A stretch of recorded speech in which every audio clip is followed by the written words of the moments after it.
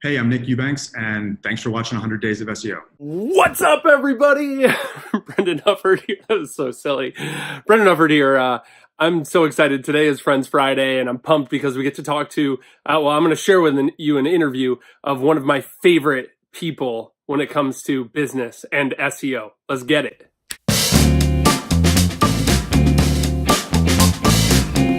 All right. So today, I'm sitting on the floor. Today we're talking to Nick Eubanks. Nick is one of the most generous people I've ever met in my life. I don't know anybody who is less busy and has a fuller schedule. Nick was probably not always this way, but Nick is a master of managing time. Nick has this really cool thing called 7-Figure Agency, where he's teaching people how to do exactly what he's done at From the Future. On top of all of his other projects, Nick has this amazing agency. I was introduced to him by following Ryan Stewart when Nick bought Webris, Ryan Stewart's agency, and they kind of joined forces. And I've since come to know Nick a little bit better. I met him briefly when we were in Philadelphia for Traffic Think Tank. He's one of the founders of Traffic Think Tank as well. And I've just been so impressed continually from him, and also somebody who's seen the 7-Figure Agency content. I get to see it as a part of Traffic Think Tank. Easily some of the best money that I spend for online communities. It's literally life insurance for my SEO business. If I ever have a question or need anything, I just hop in there and I can get help from some of the smartest people who are on the ground floor. They're not sponsoring this. They don't pay me anything. I, in fact, pay them. So if I pay them at least $100 a month, I'm sharing this, you know it's worth it. I'm so excited to share with you this interview with Nick. You're gonna get so much out of it. So without further ado, here's Nick. Hey Nick, thanks for joining me for 100 Days of SEO. My pleasure, Brendan. Happy to be here. You work on a lot of different projects, especially at the agency level. You've also had probably countless number of your own projects at different times, like we want to do in the SEO industry. How do you decide when you either get a new client or get a new project or start something of your own? How do you decide what to prioritize? Because there's just like a million options and the overwhelm can be very real. So I've got two processes that I actually use, and one gets redone probably quarterly, at a higher level, and then the other one I redo really once a year. These are there's a big focus. So this new side project, fun project thing I'm working on called 7-Figure Agency. A big focus of like the whole first month of that program is on how to do these processes. The first is keeping track of like how you spend your time for a week. So like doing what you're doing, like it's time tracking is helpful, but it's not necessarily time tracking. It's like just keeping a log of like the activities. And what's different there is like, don't write down the tasks. Like there's this concept of an anti-to-do list, which is like every time you have a task, write down the tasks you've achieved. Don't write it to do ahead of time. Like you still need a map to do it, but like it's keeping a lot. It's to create a sense of fulfillment for people who get really distracted or who feel like they're not, they don't have a sense of accomplishment or fulfillment from what they're doing every day. It's not the anti-to-do list. It's because it's not supposed to be task-based. It should be activity-based. So once you have that list of all those activities, you're going to put those into what I call a delegation scorecard. And this part takes a little bit more abstract thought, but the delegation scorecard has got 4 columns. Those columns are $5, $50, $500, and $5,000. And the idea is you need to think about the activities you're doing in a sense, from a perspective of what would it cost me to pay somebody else to do this that I'm doing. And they'll shake out, and especially for people early in their career, or new founders, managers in a lot of respects, you'll find that they are focused on a lot more of those finite tasks, and that their left columns at $5 and $50 are going to be a lot longer.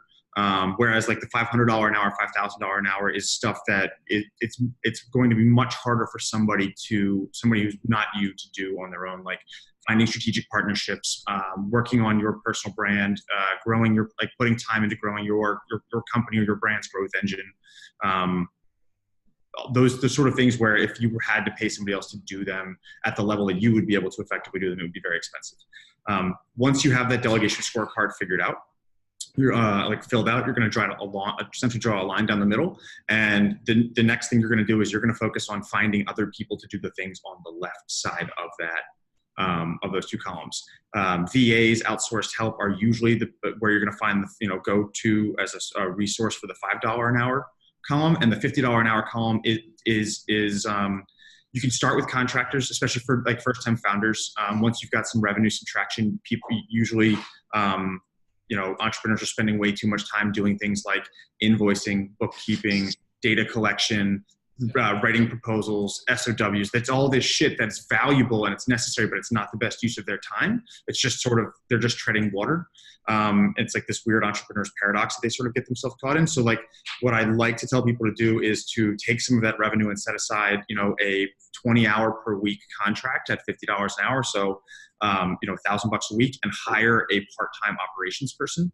The whole goal is that this person will hopefully be able to grow into a more full-time operations role, but getting somebody for a flat rate who essentially is just going to run, that $50 an hour column, which really is the operations column, more than anything else. Once this frees you up to just focus on the stuff on the right side. And once you can do that, you can create what Franklin Covey, or Stephen Covey, who's the more famous name in the Franklin Covey brand, calls your 3 big rocks. So people try to create 3 big rocks. I know people that do it at the weekly and monthly level. I like to do it quarterly. I like setting my 3 big rocks out quarterly, and then I block out time within my calendar every week to work at, put at least 1 to 2 hours on advancing each one of those 3 big rocks. And that's worked really well so far. Those 3 big rocks are not company specific. I mean, for a single founder, they're company specific. For me, it's like the umbrella. So like a perfect example is like right now, there'll be 2 hours thinking like very strategically about what do I need to do to help support where the agency is at, and like what the next milestone is for us to get to with the agency. But then the other time is spent like, what do I need to be doing to support like me and my wife's business, which right now is negotiating the new build out of a lease, and all of that commercial hoopla that goes into that stuff. Those big rocks can also be personal. It could be things like buying a house, or making sure your support, like the big rocks could be going to your kid's soccer game.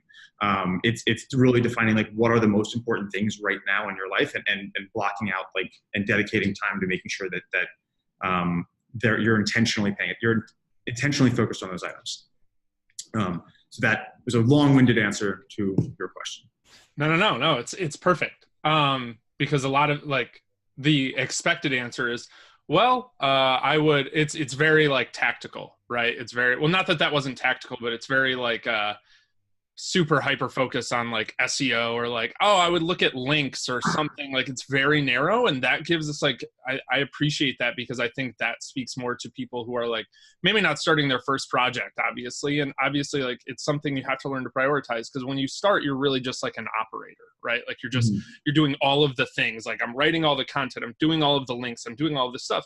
And I remember there was this really weird place where I was like, I'm drowning. Like I literally feel like I'm dying in my business. And people are like, well, hire a VA. And I'm like, I don't know what that means. Like, yeah. I know how to hire one. I'm not a total fool. Like I have some base level knowledge, but like, how do I tell them what to do? And how do I like all of these different things? And I think that's a really good framework of like really how to prioritize. And ultimately, like what we all want is fulfillment out of this. And I'm not trying to have like an existential crisis or anything right now, but like we want to be fulfilled, and we want to feel like we've done good work. And like you were talking about, like jotting down what you've done. I'm sure you felt this way. I know I feel this way a lot. You do a lot of important things. And at the end of the day, you're still like, I didn't get anything done. I'm the worst. Like I'm still behind, or I'm still overwhelmed. And you're able to like look back and be like, all right, I did do something. I want to like travel back in time real quick to Nick starting SEO. Like were there any mistakes you made when you were a beginner? I mean, how much time do you have? Same. Yeah. So, I got my start in digital was an email, and engineering the first really spam campaign that I can say that now, because it was in the early months of 2004, but like really engineering the first email marketing campaign, for Morgan Stanley. for within their private wealth management group. And I don't go into the nitty gritty, but my job was essentially managing a team of minions, including myself, where we were calling hundreds of different extensions at specific companies. This one happened to be Merck at the time, listening to people's names on their voicemails to try to figure out what the email pattern was. Once we cracked the email pattern, we had to try all the different spellings for their name, and we would use a bounce box verifier. This was in 2003, 2004, to build, to get email addresses back at a time when there was no other way to get email addresses. And then write an email or design an email that was able to sneak through compliance and all the red flags we had to go through to have the Morgan Stanley SEC compliance department sign off on the fact that we were allowed to send this unsolicited email. So I like to think in a way that I had something to do with the CAN-SPAM Act getting passed. It's all your fault. But needless to say that's where my baseline of HTML and thinking about the transactional side of digital came from. I think that's just an important detail because I meet a lot of SEOs these days that are like, well, I'm not technical. I'm creative. I think of content and I do link building strategy. And it's that's cool. But if you don't understand how a website works, if you don't understand, if you can't read and write HTML, which is way more basic than even the American alphabet. If you can't read and write basic HTML and you don't understand what DNS is and how a server works and you don't understand how the internet works, I don't understand how you can possibly try to optimize websites to rank in the most sophisticated scoring system in the world. It's just, that's lost on me a little bit. Yeah, you're a mechanic that doesn't actually understand how the engine works. Yeah, right. So I want my car to go fast, so I'll put gas in it. And you're like, that's not... That bedrock of knowledge, I think, is really important. And I think we sort of, I don't know if we stress it as much as I feel maybe sometimes we force it down people's throat a little bit here. It's it's usually asking hard questions. And it's here's a hard question. And they, I don't know. It's okay, cool. Let's have a 10-minute sidebar and talk about making sure that you understand what the hell this is we're talking about. Really getting off topic. That's my bad. No. Because my next question is what are mistakes you see beginners making today? And I think this will lead into that nicely. So my first real start in search was working with working at a company. It was an accounting software startup just out of college. I got a job as a marketing manager because of the experience I had at Morgan Stanley as an intern while I was in college. And I got immediately put in charge. They're all right, you're going to design our new website. We're using this .NET CMS called CM Scribe. You're going to have to build all these page templates. And I didn't know how to write .NET. And they were stuck on what these keywords were. So it was really important for them at the time to rank #1 for GRC software. And it's cool. I don't think anybody's searching for that. Based on who our competitors were at the time, competitive analysis was always easy to understand. I went to business school. So all competitive analysis for SEO is just applying the principles of a SWOT analysis to websites, right? That gap was easy to make mentally. So I put all this time and energy into trying to rank, and we got ranked #1 for GRC software. It did nothing. It meant nothing. Nobody searched. It was my introduction to a vanity term. And ultimately, when the website failed to increase in traffic and generate leads, when my role as the internal sales team at that company grew, and to separate, I wasn't needed as much over there, and my focus got sort of pigeonholed into you need to make the website be a salesperson on its own. I wasn't able to do that because I didn't know what data I needed to make the right argument. I now have a deck that is up on the FTF YouTube channel about doing keyword research for conversions, and I use an example from years ago just because I like it so much. And it's about pooper scooper services versus pet waste removal. And it talks about the intent between them and finding the nomenclature that matches the intent of what the hell you're actually selling. But I didn't know that at the time. So that was a big mistake. It was people being oh, I want to, I remember back when I had my first agency in 2007 and 2008, I was we need to rank #1 for SEO companies, Philadelphia. So I focused on that and had to outrank Seer at the time to do it. And I did it. And Atomni.com, my agency back then, ranked #1 for SEO companies, Philadelphia, for, I don't know, a year and a half or something. And we would get leads, but they were the worst human beings on the planet. They were completely unsophisticated. And it was, again, learning this lesson of intent, where it was somebody who's searching that, like, what's their frame of mind? What's their level of education? Like, they don't know what they're looking for. So like, these are the people that think SEO is $100 a month. And, you know, they want to rank, they come to you and tell you what they want to rank for. I want to rank for plumber, Philadelphia plumber.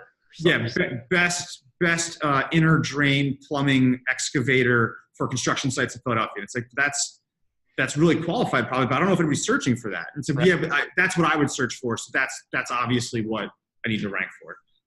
And letting clients sort of dictate that part of the process early on was like a big struggle. That's probably like the biggest string of mistakes I think I made early on, was like not standing sort of up for myself and like leaning on like a platform based on data that was like, but like, here's where the money is. Like, this is where you need to be. And if you don't want to do this, like, we can't work together. So I think like one of my biggest mistakes, I think one of the things a lot of early SEO, there's two big buckets, to just go right into your next question, if that's cool. One is taking any client, taking the penny pinching clients, taking the clients that pay late, taking the clients that think that they know more than you do, taking on clients that know more than you do, you're probably in and of itself. And that's my second big bucket, which is I think a lot of people read a bunch of blog posts and they're like, I understand this, so I can do it. So like then they'll immediately start selling services without ever actually like ranking a goddamn thing. Mm-hmm. And it's just because they you can read, like, you can go read 10 blog, like over a weekend, you can read enough about SEO to probably go land yourself a basic $500 a month contract. Almost anybody can do that. And if you're willing to race to the bottom of price, you can probably even get sales. It doesn't mean you're going to provide any type of value. Like, doesn't mean the service is actually going to do anything. And, you know, the probably thousands of SEO companies that are out there that give this whole industry this snake oil vibe are people that are selling shit that doesn't actually work because they don't actually do it for themselves. Like, there's no connection. Like, there's like that practitioner link doesn't exist. Which I think is the thing that SEOs continue to get wrong early, like SEOs early on continue to get wrong. For veteran SEOs, the old heads in this industry are like starting to get old, right? I'm not going to mention their names because I'm friends with a bunch of them, but like these guys are in their like 50s and 60s now. Like these are the fossils of the SEO industry. And a lot of them, I feel like the ones that aren't retired, so a lot of them did extremely well and are happily retired, but the ones that are not retired, people who are 10 years plus, doing SEO, who are still working at it.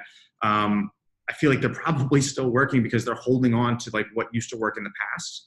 And they're not realizing just how much evolution, this is an industry that changes week by week, day by day. And Google can pull the rug out from us, all of us, at any point in time for any reason.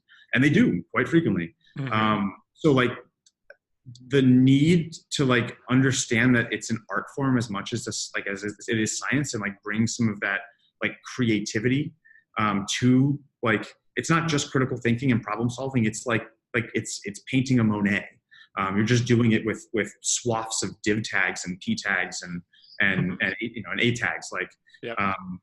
But I think not understanding that, like, you've got people who work for a certain very large CMS, very large WordPress plugin company that have an opinion that, that's the only CMS that you can achieve success on. And why would anybody ever run any site other than WordPress? Mm-hmm. And we build a fuck ton of WordPress sites. I'm not talking shit on the CMS that's responsible for 30% of the internet's websites. I mean, Matt Mullenweg is brilliant, but that guy's kind of a word I won't use right now. Yeah. Like, he's a character. Yeah. He's a character. Like, there are these mindsets that sort of exist within the upper class that, like, I'm better than you, I know more than you as an SEO, and they're so deep in the weeds. And yet, like, my response to a lot of these people, even like some of like the niche experts, like the penalty recovery experts, is like, when's this is cool, you really understand this, or you understand these patents, which is awesome, and like it's important. When's the last time you ranked a goddamn site? Like, point at a commercial ranking that you have worked on, like, in the past 5 years.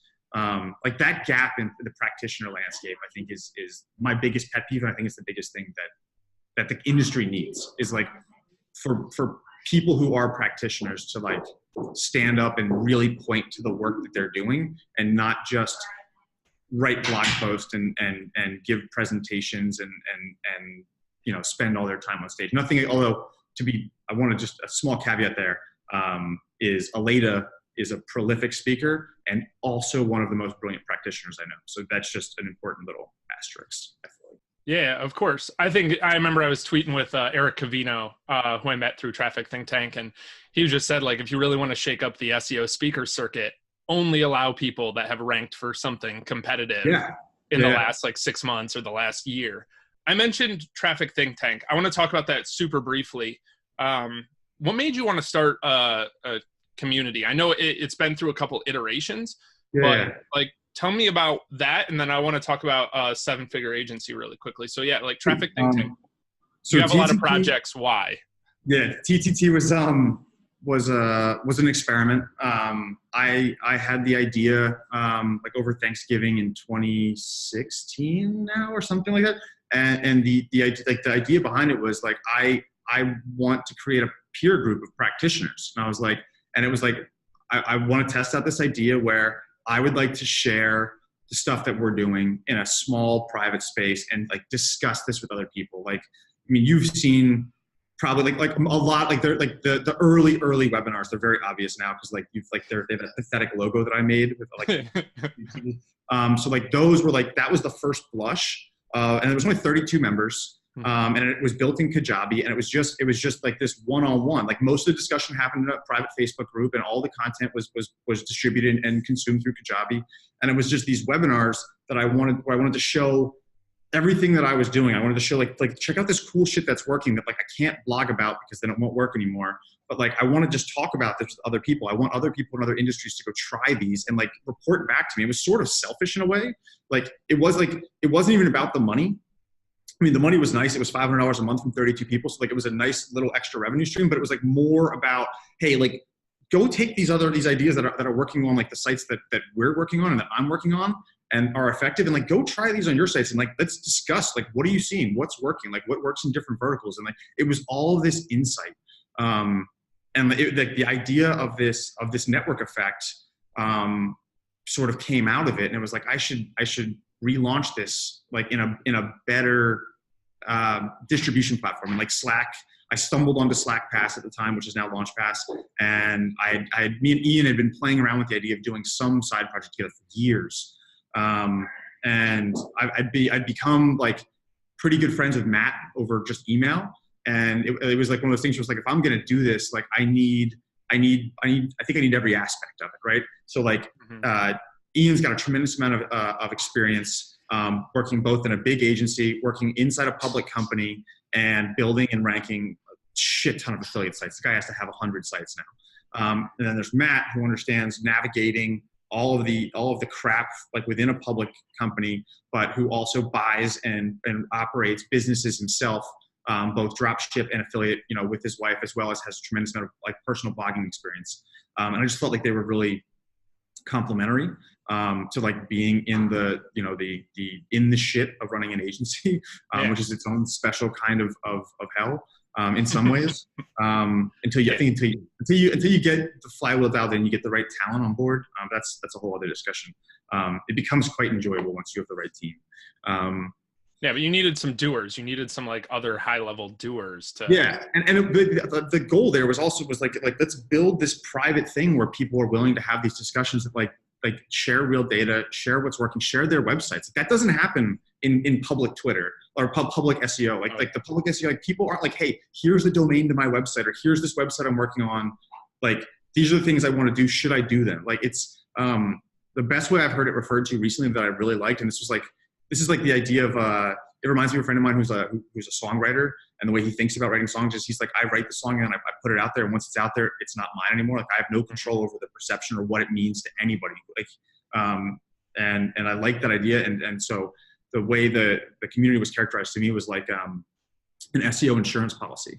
They're for $119 a month, I get insurance. And what that meant to them is hey, I want to go do this thing on my site or for a client, or I have this campaign idea, or our client wants to do this. What do you guys think about this? Because none of us has all the answers. But as you've seen in all the discussions you've participated in, it gets to a place where you can feel pretty good about making decisions.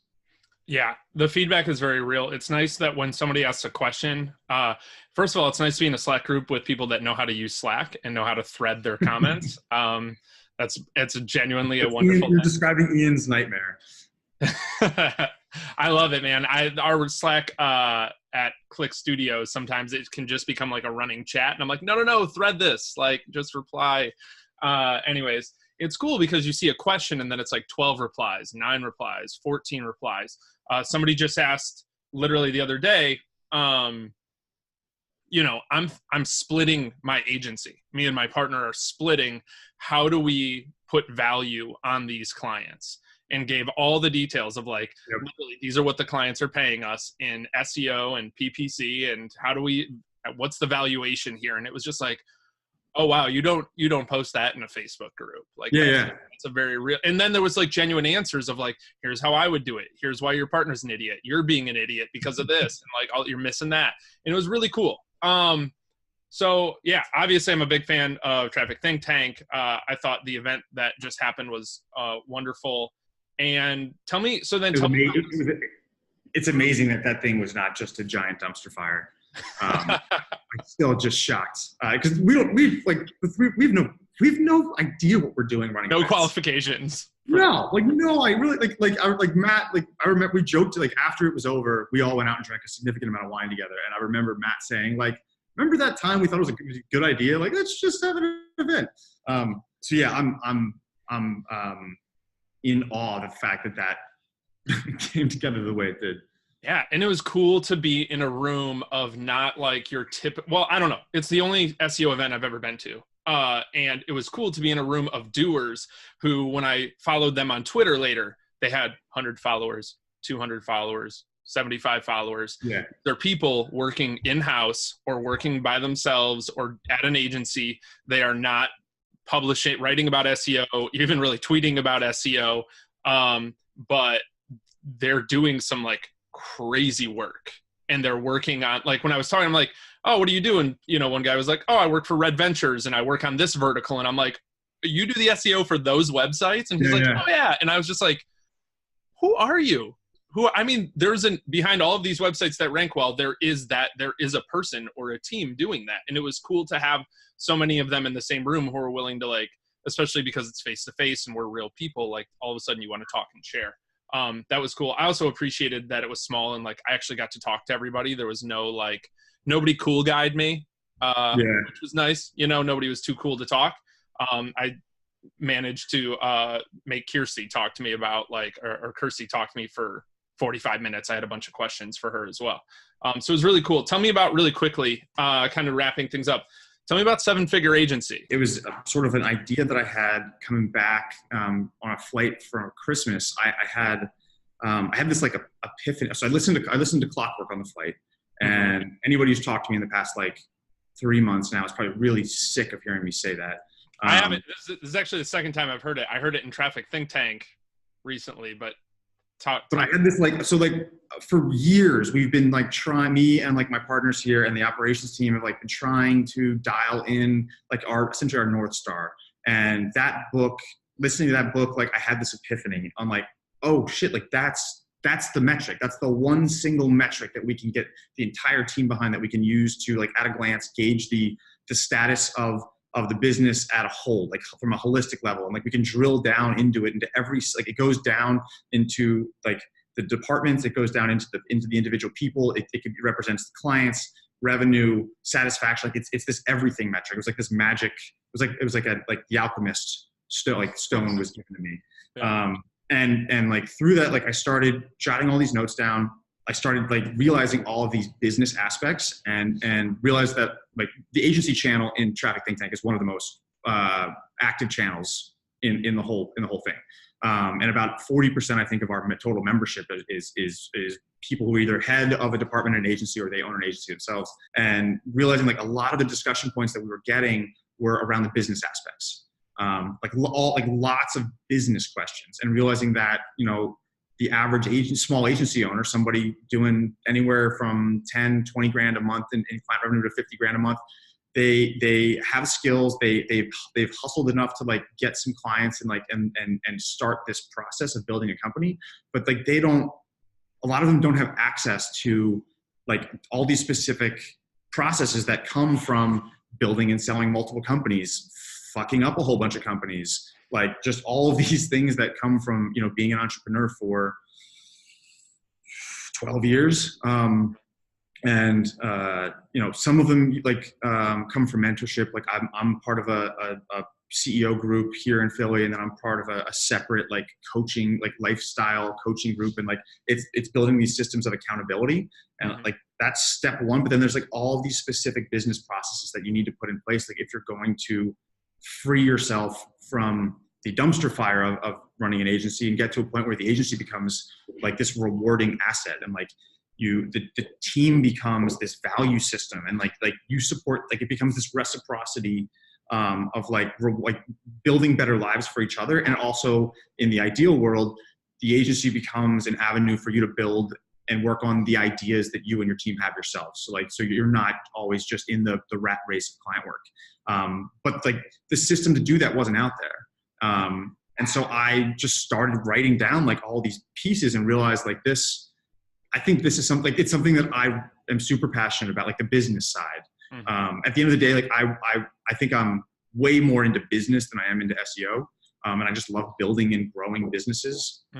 Like my current obsession is building revenue streams to $1 million a year sustainably and putting them on the shelf and then doing it again, doing it again, doing it again. And like, this is the system that's letting me do that. And I just realized like this would be another really cool way to like create a very small, so there's going to be a community aspect. The community will be 111 people. So there'll be 2 levels of membership. One will be for 100 people with a hard cap, and then one for 10 people, and then myself. So 111 people will be in this community. There'll be access to all the other stuff. But you don't, like that lower tier, lower priced access level will just be all the information and like the webinars after they're published. You won't like, it won't be the community. Like the community is extremely intentionally very small, because I want to crack open the idea of that has worked so well within Traffic Think Tank, but just focus it on like the nuances that exist between like with building, running, growing an agency. That's awesome. That sounds super cool. I know I get the emails for it because I don't know if you tweeted it or whatever, but as soon as you started talking about it, I checked it out. It looks cool. And I'm in a similar space so I work on the SEO director at Click Studios. We're primarily a web design and development agency. Our primary pipeline for SEO clients, it started just kind of as hey, we made them a website. Now they need SEO services. So we had our like director of digital. It was like a 1-person team. And then they kind of grew that. And there was some outsourcing and stuff. And then they're like, we actually need somebody who knows their stuff. At which point I raised my hand and I was like, hello, I would like to work there and stop being a teacher, building projects on the side. It's amazing. That's like the biggest change in my life. Like just having alignment where like all I do every day, like I go to work, I do SEO, I come home, I do SEO, and all of these things just, it's weird what happens in your brain when you don't have to live 2 separate lives.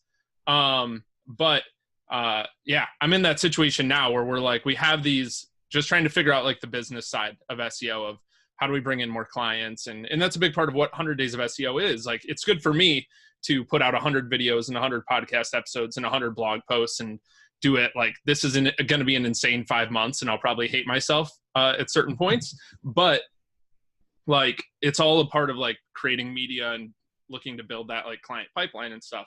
So I appreciate that. That's really cool. I'm looking forward to checking out 7-Figure Agency as well. Awesome, Nick. I appreciate your time. That was extremely detailed. So thanks, man. Thanks for coming on. Yeah, man, my pleasure. All right, y'all. That was Nick Eubanks. I just want to say thanks again to Flywheel. Shout out to Flywheel for sponsoring this episode of 100 Days of SEO. If you need a fast, reliable, secure WordPress website, Flywheel and their managed WordPress hosting is definitely the way to go. If you're looking for show notes for your podcast or for your videos, check out podreacher.com. So look, I hope I'm in it. I'm in the full frame here because I'm so intense about this interview. I think this is one of the best ones. Here's what I want you to do. What is one takeaway that you got from watching this interview? Leave a comment below. Let me know if you're listening on the podcast. Tweet me at Brendan Hufford. Tweet Nick on Twitter. Tweet him on Twitter. What am I saying here? Let us both know what you got out of this episode. Be on the lookout every single Friday of 100 Days of SEO. We have, I think, like 15 more of these Friends Friday episodes to go. So much gold coming along for you. Make sure you subscribe to the podcast, to this YouTube channel, and get every single one of those delivered to you. I've been Brendan Huffer. Don't forget to work hard, be nice people, and don't get too lost. Try to create something that matters.